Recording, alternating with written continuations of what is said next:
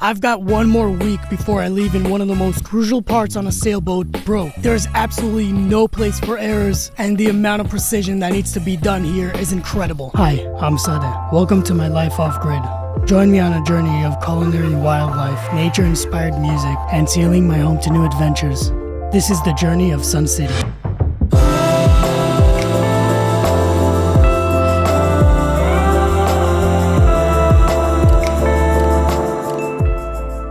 Welcome back to another episode. So happy you could join us, and if you're new here, stick around and don't forget to hit that subscribe button. Not only did the furler break, but I also seized my outboard engine. The engine died.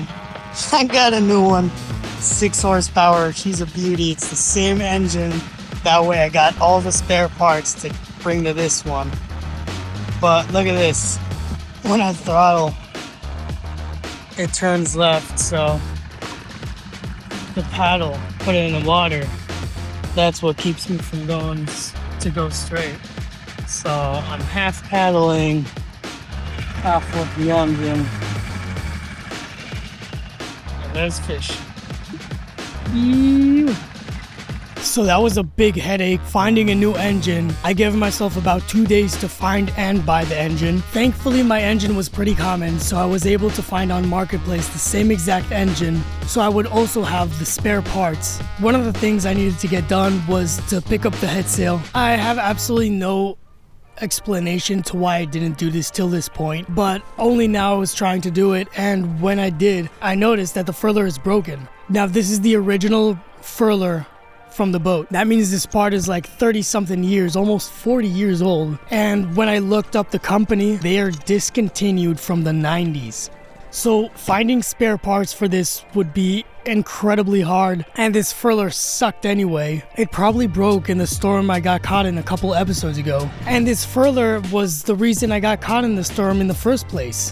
Make sure to go watch that episode to understand better what I'm talking about. So I got a hold of a company that's pretty close to me, spoke to them on the phone, explaining the situation, and asked them if they can provide me with a new furler in just a couple of days. And they were all in, and all they needed was to give them the measurements for the furler that I need, and they would just advise me the unit that would be right for me. So I don't know if you can see this, but when I was going up the mast to get the measurements for the new furler, I noticed this big structure inside the water. It looked like a sunken boat, and it was right next to me. My only thought back then was, how have I been here for around 2 months and only now am I noticing a big sunken boat next to me? Remember this boat because it's gonna be important for the rest of the story. Meanwhile, when I was waiting for the furler, I was getting rid of packages from gear I bought. I was also getting rid of the old engine, which I took apart completely and saved every part of the engine. Meanwhile, I also went to stores to get the provisions I need for the whole season. I was trying to stock up as much as I can with food since I had no idea where I was going and when would be the next time I can get food.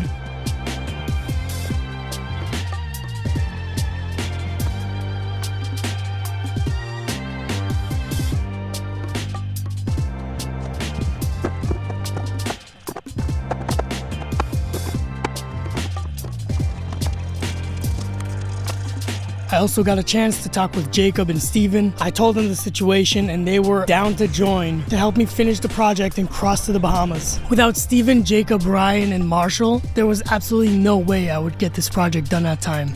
I don't think I would even get this project done at all. They got exactly in time with the new furler, and we went straight to work.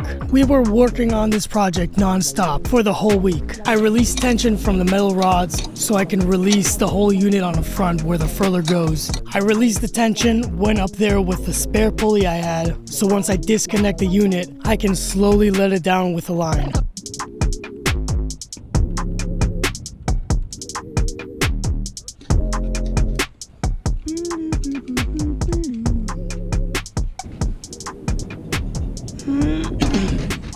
Oh, there you go.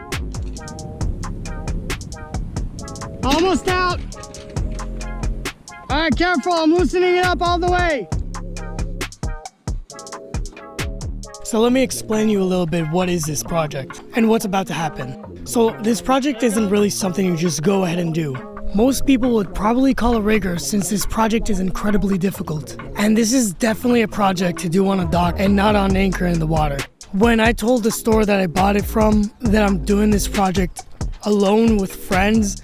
None of us are riggers, and besides Ryan, no one ever did anything close to this. They were just looking at me and told me that I'm crazy. That metal pin that I'm pulling or pushing through.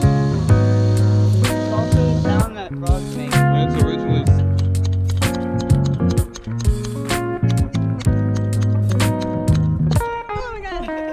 Stop with that grin. You know exactly what you're doing when I'm looking and admiring.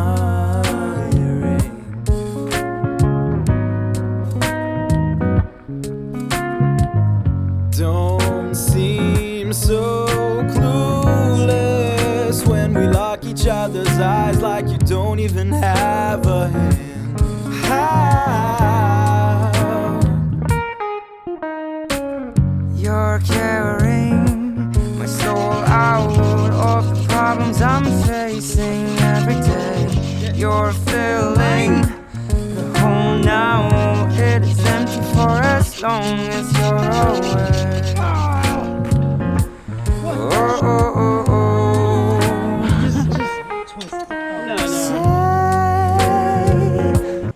Nice. This was hot as All you wanted with my eyes on you, that's where they don't go to waste.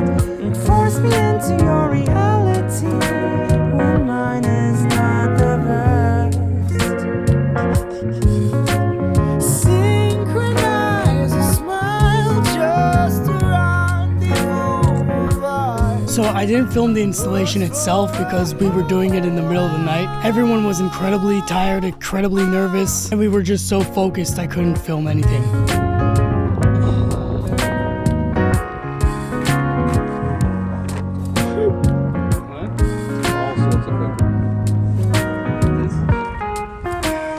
Go ahead again, teach everyone a lesson on how to save me.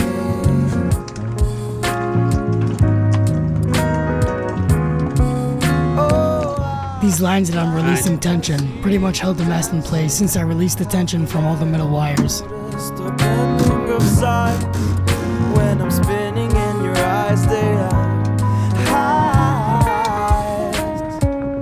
You're bringing the best out of It's way over what it was. falling ain't scary now. So cover my eyes and Yeah? That's insane. Now, I don't know why I had this tool, but I'm incredibly grateful that I have. This was already on the boat when I bought it, and this tool basically helps you tighten up all these metal rods that are holding the mast up to get an accurate measurement of how tight it needs to be. This tool costs like $200 to $300. Marking it up with this? Yeah. Okay, I thought it was that. No, this pulls to here, then you see what's the, like you see here how much pressure is on it. So let's say now it's 25, so you go here. That was a, this is a, this one, which is a 14th, I don't know how you call that. And we said it was on a 25, so 24, 26. It has 250 to 280 pounds of pressure, I think it is, it means.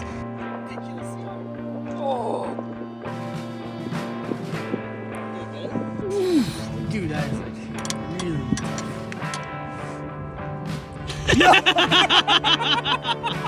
And just like that, exactly in the day we needed to leave, we finished hooking up the furler, took the sail up, furled it up, saw that everything is perfectly fine. We organized the boat and we were ready to leave at night. Now the sunken boat that was under us, we were apparently wrapped around it and the chain got snug under it. So here we are in the middle of the night. I called Marshall, he came with the dinghy, we were trying to yank it out. Everything was just incredibly muddy and it was one huge mess. It took us about 2 hours to get ourselves unwrapped, and again I didn't film anything since I was so nervous and it was in the middle of the night, so I couldn't see anything anyway. But Marshall got this video of us leaving. Hell yeah. And just like that we were on the way. After 2 months in the boatyard, another month on the way from North to South Florida, 2 hurricanes, a ridiculous amount of squalls, and another 2 months of doing more repairs and upgrades, it was finally time for me to live my dream.